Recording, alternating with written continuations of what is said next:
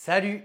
Je suis super content de vous retrouver pour un nouveau concept sur cette chaîne, en tout cas, le Cook and Talk. Je vous propose une petite recette, on la fait ensemble. Alors je vous propose de vous présenter la recette pour commencer. C'est parti! Alors, pour ma première recette, je voulais un truc un peu familial parce que bon, on va cuisiner pour la famille. Un petit hachis parmentier, c'est un plat complet.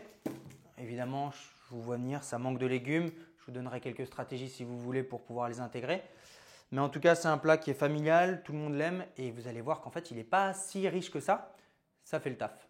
C'est parti, on y va? Alors, pour ça, je vous ai mis les ingrédients en description. Il va vous falloir forcément de la pomme de terre, un oignon, de la viande hachée. Moi, j'avais des restes surgelés, du coup, on l'a décongelé. Et puis voilà, c'est déjà pas mal. On peut mettre de l'ail. Si vous voulez mettre de l'ail, allez-y. Perso, ma femme n'aime pas ça, mais allez-y, ça donne du goût. C'est parti. Une planche à découper, un couteau. Alors, ce concept-là, ça fait un petit moment que j'y pense. Il faut que je trouve un couteau, mais… Alors, on va commencer par mettre de l'eau à bouillir. Tiens, c'est un petit peu plus long.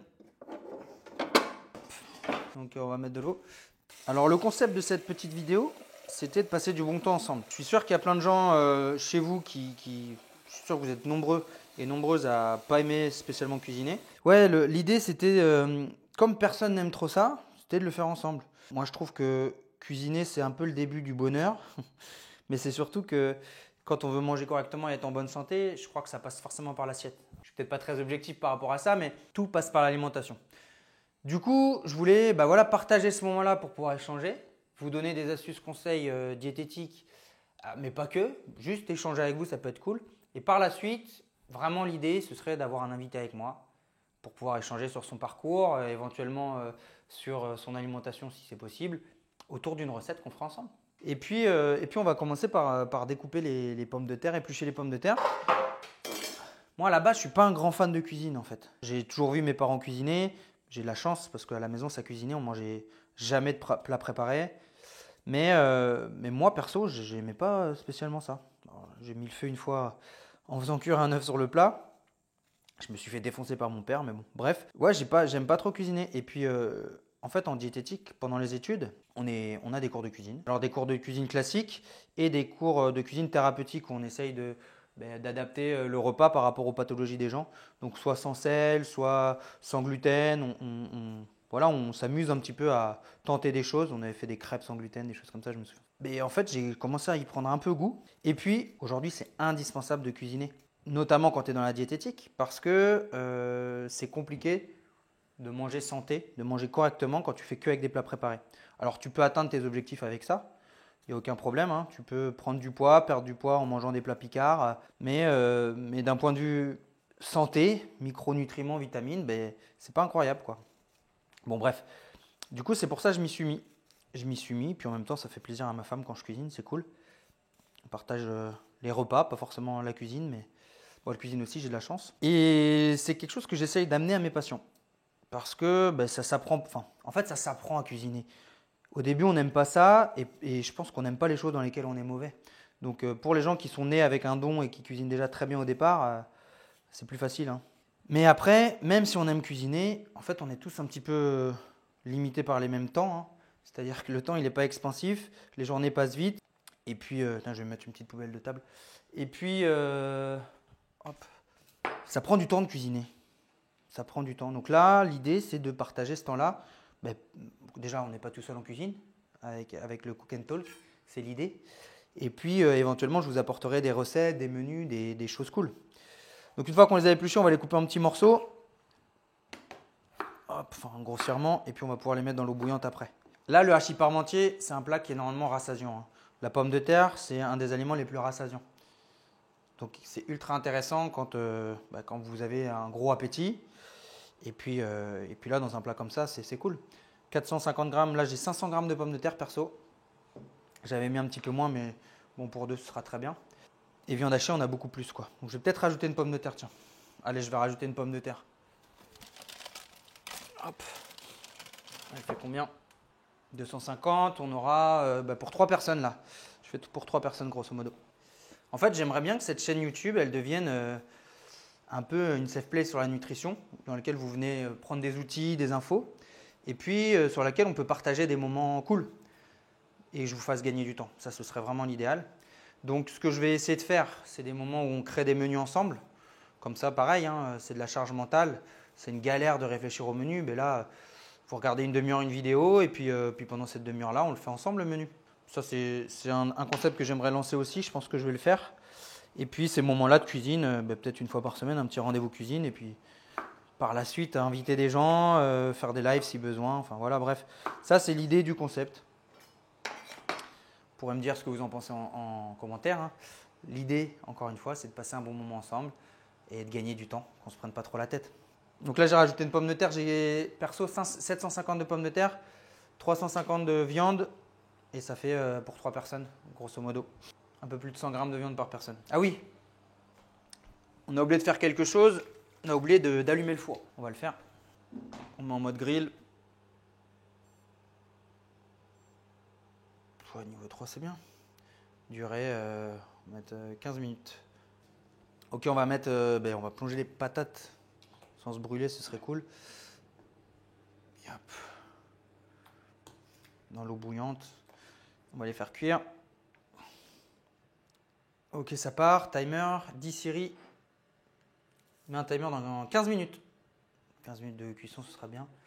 Hop, on va vérifier. Ouais, 15 minutes, c'est bien. Couper en petits bouts. En attendant, on va s'occuper de l'oignon. Comme ça, ce sera bien. Alors, poubelle de table toujours. Voilà, là c'est le moment de faire l'ail si vous avez envie de faire l'ail. Et puis voilà. Je vous disais tout à l'heure, pour moi le hachis parmentier, c'est des plats qui sont gourmands, mais qu'on peut un peu améliorer. C'est pas grave s'il n'y a pas 4 kg de beurre. Je pense que ça fait partie des plats qui sont facilement adaptables si on ne charge pas trop en beurre et en crème. Ah oui, il faut du lait. J'espère que j'en ai. Je ne sais même pas si j'en ai. J'ai du lait, super. Hop. Donc là, on va couper le petit oignon fine lamelle en petits morceaux, pardon. On va le faire revenir. Là, ça manque de légumes, je vous l'accorde. Alors, l'oignon, c'est pas un légume, hein. C'est un accompagnement, un condiment, on va dire, comme l'ail. Hein. Donc là, c'est le moment de couper l'ail, encore une fois. Par contre, vous allez pouvoir en ajouter si vous voulez des légumes. Alors, perso, nous, ce qu'on va faire, c'est qu'on va se faire une petite entrée. Là, j'avais des tomates cerises que j'ai utilisées dans une autre recette, que j'ai filmée d'ailleurs, et de la salade verte. Oh, j'ai oublié de saler l'eau. Bon, c'est pas grave. Donc ouais, une petite salade verte, un petit peu de tomates, et puis c'est bien. L'idée, c'est de pas forcément, vu que ça va être un plat où il y aura du beurre, l'idée, c'est de pas rajouter forcément de matière grasse dans l'accompagnement. Comme ça, on n'est pas sur un truc trop riche, trop gras. Et donc, je vais juste jus de citron, vinaigre balsamique sur la salade, et ça me fera une petite entrée cool. Ok, c'est prêt? Ça, on va jeter, ça sera fait. C'est une recette où on va mettre, allez, normalement, il y a un quart d'heure de grill, et il y a 15 minutes de cuisson de pommes de terre. C'est ça, hein, 15 minutes. On va remettre 3 minutes et 5 minutes de... En gros, il y a 25 minutes de cuisson dans cette recette. Ce qu'on va faire, c'est qu'on va prendre une petite poêle. Hop, pour faire cuire les oignons et la viande. Hop.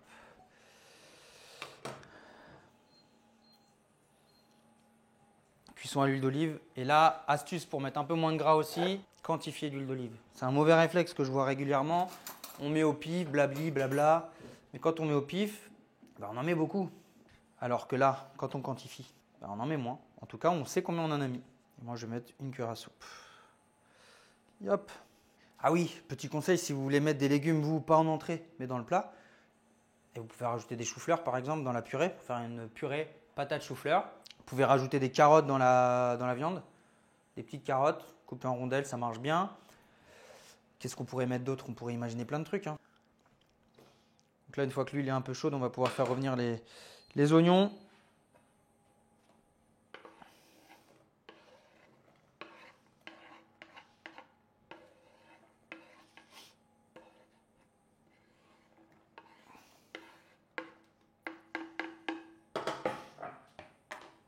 En vrai, c'est pas dur de manger correctement, mais il y a plein de facteurs qui font que ça nous rend la tâche compliquée. Je pense au temps, vraiment ça, la vie de famille, c'est un truc, plus ça va, plus on se rend compte que ça bouffe du temps, quoi.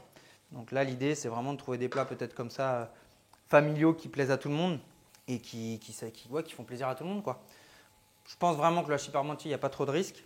Peut-être à vous d'ajouter des légumes si besoin pour équilibrer à peu près le plat, quoi, si vous en avez besoin. Donc là, je vous ai mis de toute façon les apports de cette recette en description par rapport à mes quantités. Et je trouve aussi, je ne sais pas ce que vous en pensez, mais il y a des périodes où c'est beaucoup plus dur que d'autres de bien manger. Là, on rentre dans une période un peu galère, octobre-novembre, là, où c'est un peu plus triste. Il y a moins de fruits, il y a moins de légumes. Et ouah, je pleure. Ça me fait pleurer cette histoire. Et du coup, c'est plus dur d'équilibrer ses repas, quoi. Donc à part les soupes qui arrivent, il n'y a pas grand-chose de plus, quoi. Et la soupe, c'est cool, ça vous fait manger des légumes, mais c'est de la flotte, hein. Donc c'est pas très rassasiant. Vous allez manger certainement du pain et du fromage avec, donc pas ouf. Par contre, là, avec le hachis parmentier avant, pourquoi pas rajouter une soupe, ça peut être cool aussi.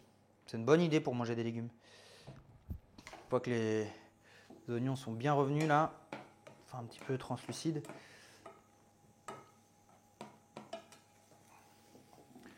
On va pouvoir ajouter la viande hachée.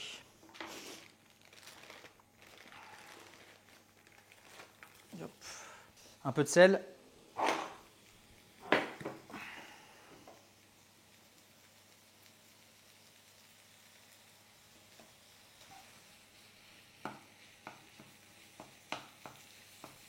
Là, on arrivera presque à la fin de la cuisson de la viande pour les patates. C'est cool.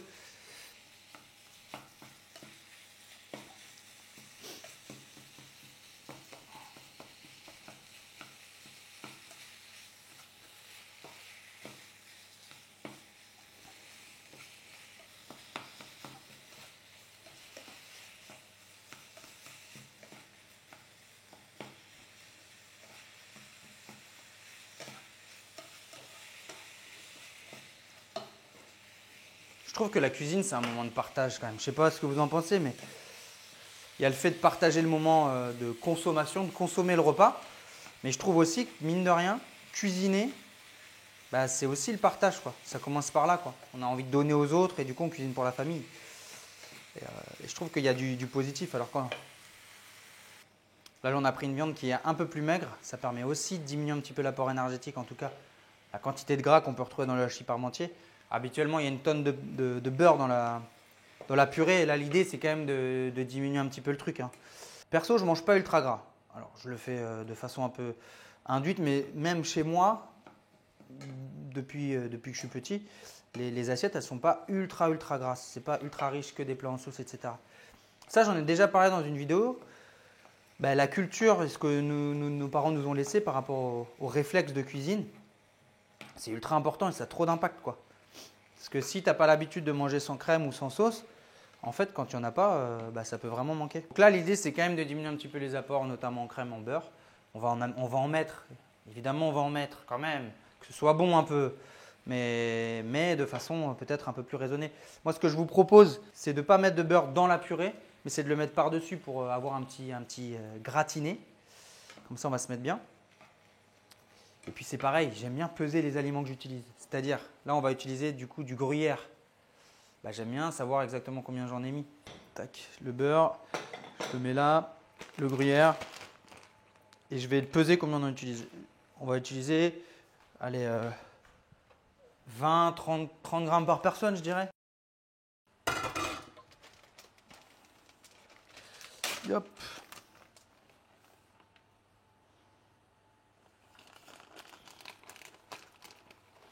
Comme ça, on sait combien on en a. C'est plus facile pour les apports après.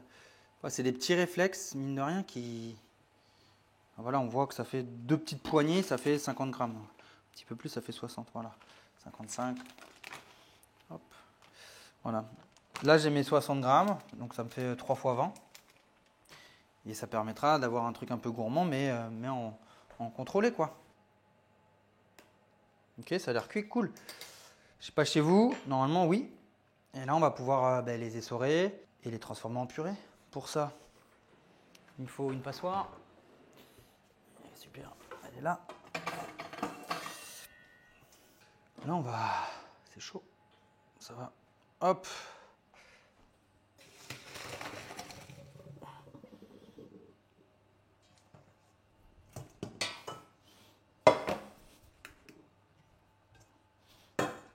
On va mettre là-dedans.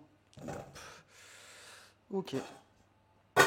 Alors, ce qu'on va faire ici, Je vais me rapprocher de vous. Alors déjà, on va saler les pommes de terre, on les a pas salées tout à l'heure. Une bonne poignée. Hop. Une bonne pincée, j'exagère, une poignée. T'es dans l'abus, Zirnus.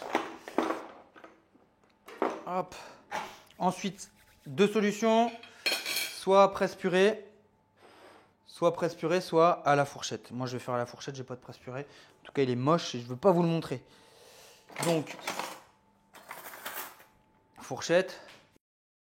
Tac, et on écrase. Alors, l'idée, on peut faire soit un écrasé de pommes de terre, soit, ça fait une belle purée. Hein. Ensuite, à ça, une fois qu'on a écrasé les patates, je pense qu'au presse purée, ça irait mieux. Bon, bref. On va ajouter à ça, alors, vous pourriez ajouter, si vous voulez, un peu de beurre. Moi, je ne vais pas le faire. Perso, je ne le fais pas. Mais c'est possible pour la gourmandise. Par contre, j'ajoute du lait. J'ai acheté du lait écrémé, je n'ai pas fait exprès. D'habitude, je prends du demi-écrémé. Si vous voulez mettre encore plus de gourmandise, du lait entier, ça marche aussi. L'avantage du lait écrémé, c'est que c'est riche en protéines et qu'il n'y a pas de matière grasse. Voilà, c'est tout. Mais c'est pas volontaire. Du coup, ça va être un peu moins bon. Cela dit, je pourrais mettre un peu de beurre du coup. Bref. Hop, une nichette de beurre. Non, une nichette de lait.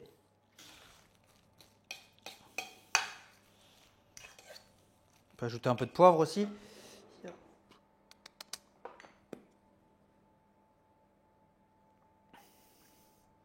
Puis si vous voulez goûter, vous pouvez. Peut-être que la purée est bonne. Ça, c'est aussi un réflexe, quoi. Quand on cuisine, on goûte beaucoup. C'est des apports qu'on mesure pas. Hein. Bon, bref. Voilà. Là, on est sur un petit un truc cool. Hein. Petite purée. Ce qu'il nous faut, c'est un petit plat qui va au four.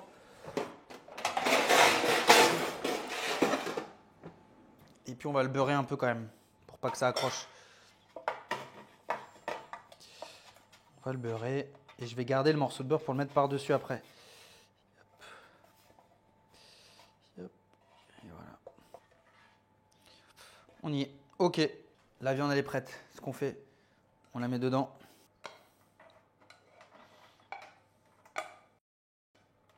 On l'étale. Yop.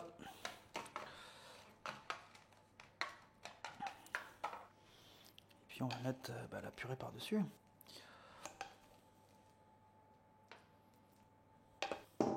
Franchement, c'est une recette simple. Et elle est franchement... Alors oui, je suis d'accord, il manque de légumes. Mais c'est quand même quelque chose qui est facilement équilibrable, encore une fois.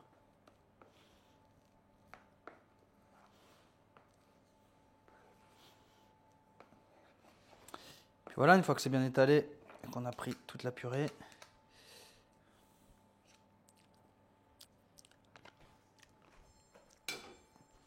la benne. Et puis, voilà. C'est ça que je voulais te montrer. Pour le rendre gourmand, on va mettre un peu de gruyère. En fait, 60 grammes, c'est beaucoup. Hein. Voilà, le hachis parmentier, c'est cool. Franchement, normalement, ça satisfait tout le monde. Et une fois que je suis là, ça c'est, tu vois, la gourmandise, elle est là. On peut être gourmand et manger sain quand même. Mais juste ça, c'est le truc qui font la diff. Ça permet que ça... C'est cool ça. Elle est là la gourmandise en fait. Vous voyez, il n'y a pas forcément besoin de charger en matière grasse. C'est juste que ces petits morceaux de beurre là, ils vont faire la différence sur la croûte, sur la beauté du plat, quoi. Et on mange avec les yeux, ça j'en suis sûr. C'est cool d'avoir un beau plat. Bon, je suis pas un expert, mais... Tac. Et voilà. Là, on est bien. On pourra en mettre plus, j'avoue, mais... 10 minutes de grill.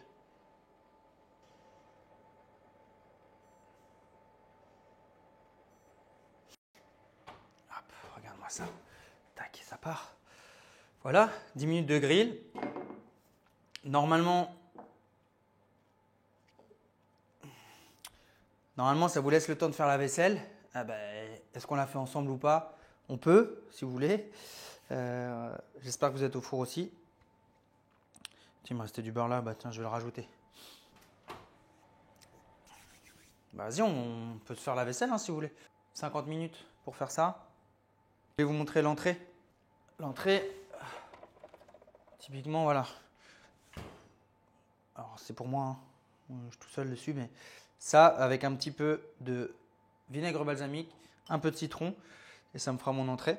Pendant que ça cuit, je pars en vaisselle. On se retrouve juste après pour voir le résultat. A tout de suite.